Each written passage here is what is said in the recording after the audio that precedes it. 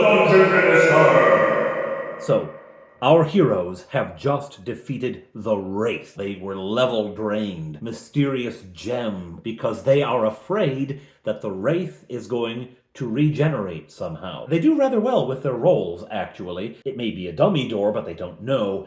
You've defeated the monster, and you're not going to go check for treasure. Wow. Guys, aren't we here for adventure? Isn't adventure what we're after, and danger, and things like that? Isn't that what we're doing here? I'm going to throw an arrow at that door. Okay, the C looks safe, they don't know. The R and the O are both shared. More paranoia. Oi! Opens the door.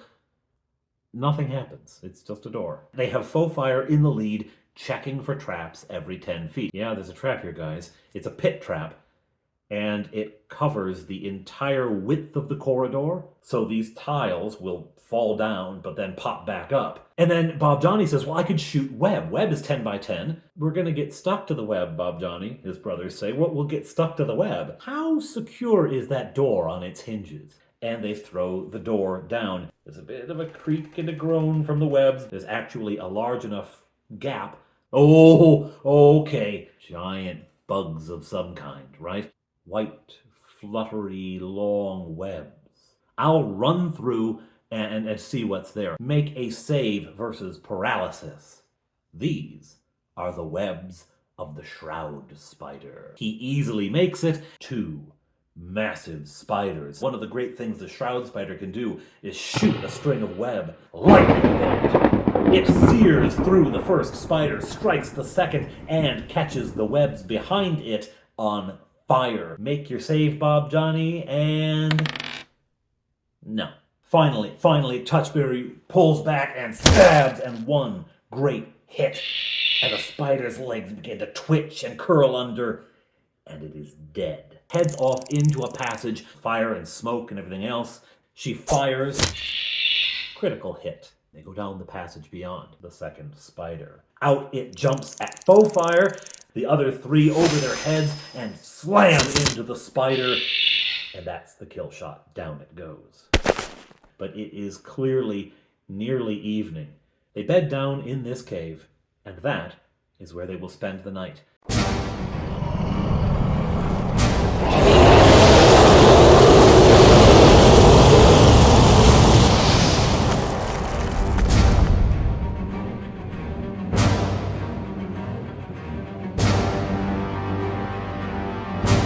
They bed down in the cave and spend the night there. Of course, they roll for more hit points. They get some. It's not huge, but they're at least a little more stable now. And I roll for wandering monsters. And I get 1. I also roll for which watch it's going to happen in. When a wandering monster comes in the night, I roll the 1d4 to see which of the 4 who sees it, right? And it happens in Faux Fire's watch. I then say it's going to happen very near dawn because I've decided what this wandering encounter is a better word than monster is going to be. I have a plan now. I have something in mind, something that had been tucked away on the shelf of my mind, something to do later. Why not now? Okay, so I describe to Faux Fire, you begin to see weak light coming in at that cave entrance, somewhere down the tunnel. Day is dawning. It is a gray light filtering through, when suddenly you hear a fluttering of small wings. You stir your companions, and she wakes everyone up. I want to wake everyone up. You stir your companions, and you all rise, grabbing weapons. And Faux Fire says, no weapons, because she's seen what it is. Hovering in the mouth of the cave, there is a small person with wings, a sprite. A sprite. Hello, heroes of Honeywood. I have come with a message for you. I am sent with an important message. Okay. Well, what's the message? Of all the trees that grow so fair, our kingdom to adore, greater are none beneath the sun than oak and ash and thorn. Sing oak and ash and thorn, my friends, all of a midsummer morn. Surely we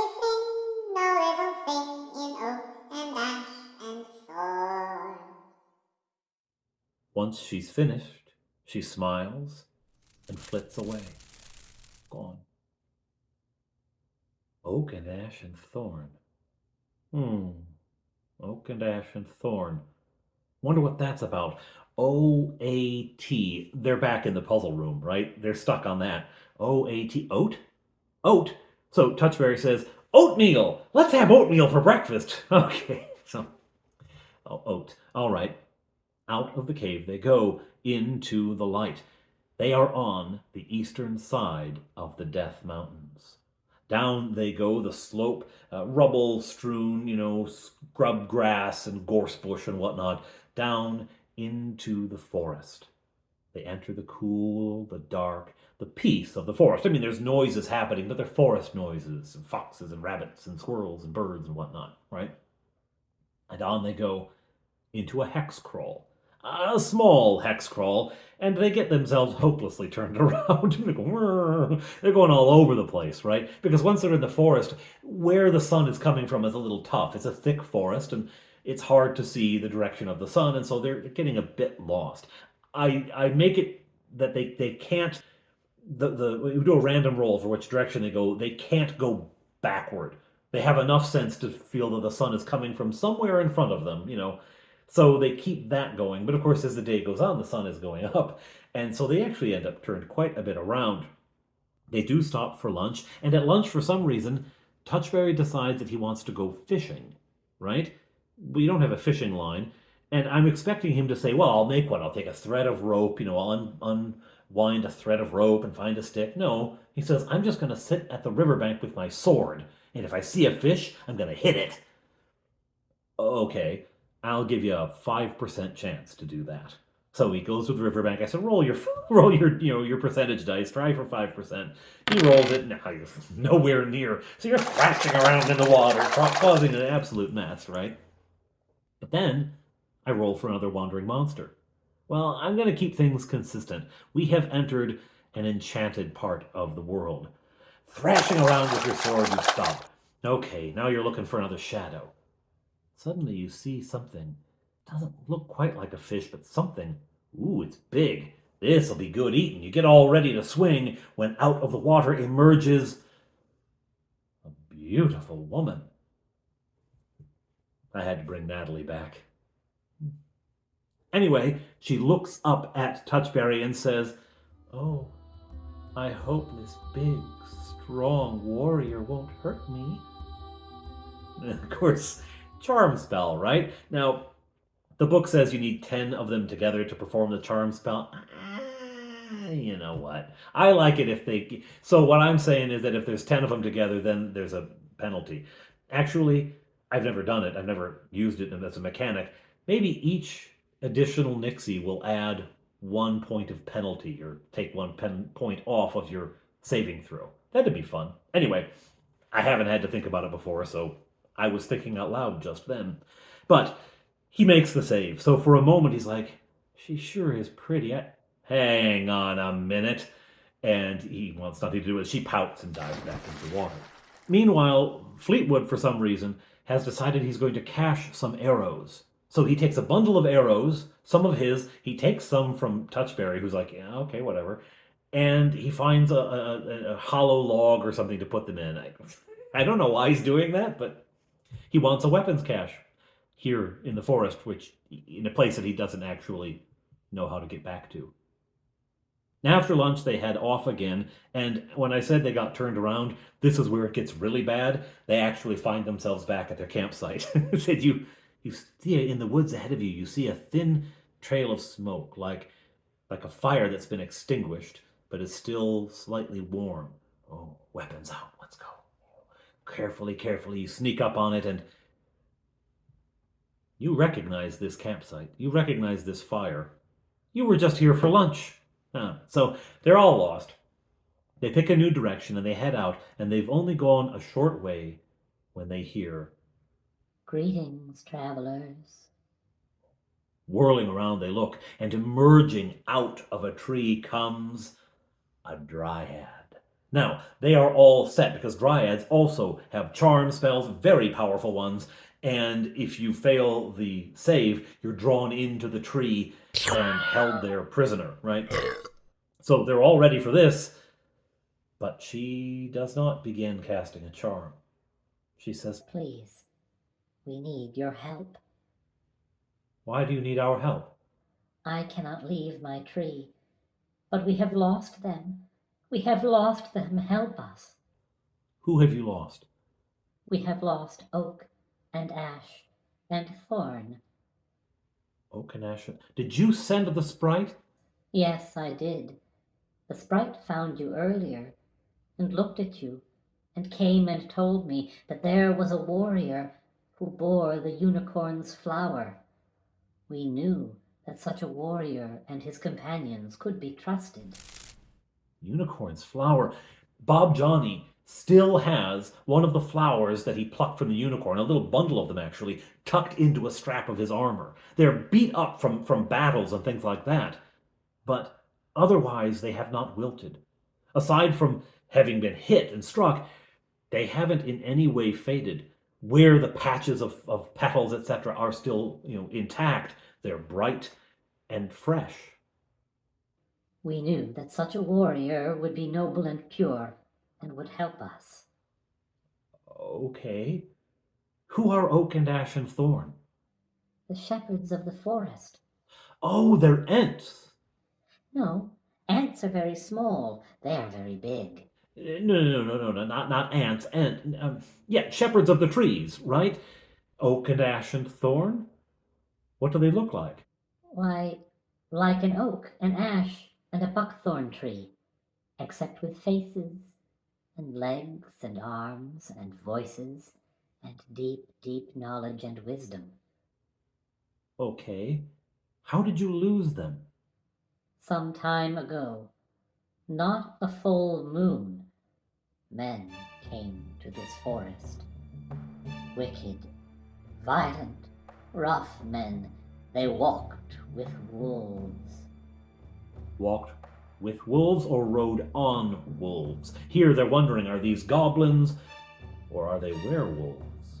They walked with wolves, and they were led by a man, an old man in robes. Sometimes he flew. Bargle! Bargle! They were so angry and upset. Of course they were. They had just lost the battle at the mountain, the Dwarven Kingdom. They were furious. They ravaged our woods, destroyed and burned and tore and ripped. The shepherds went to confront them. But these invaders were powerful, and their leader has deep, strong, and wicked magic. There was a battle. I could not be there. I could not help. It was too far from my tree. But others of my friends have told me there was a terrible battle.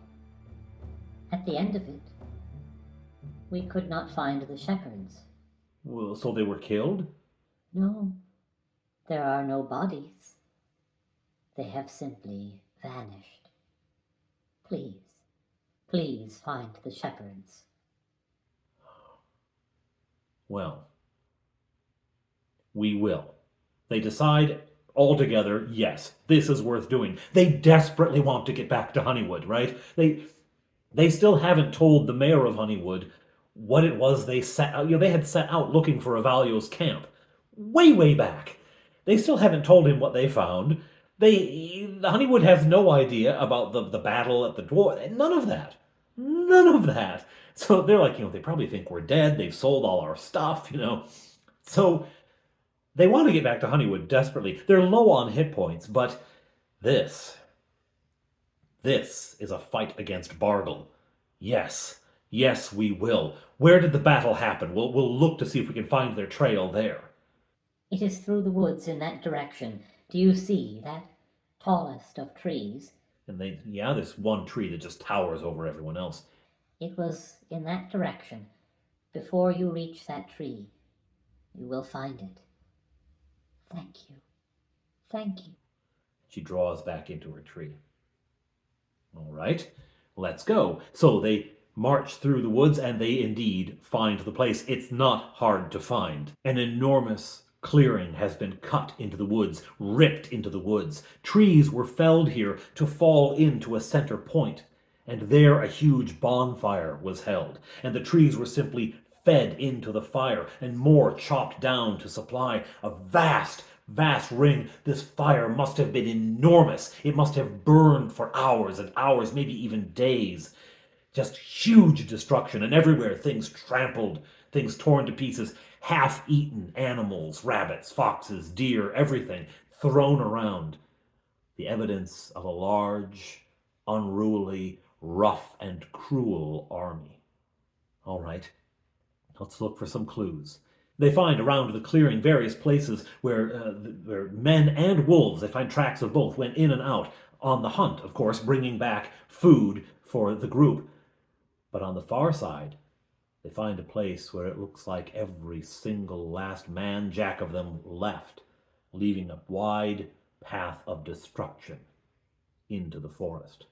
Nobody seems to twig to the fact that Bargle and a large group of probably werewolves passed through this forest on the same basic route that the adventurers were taking, and the adventurers were heading to Honeywood.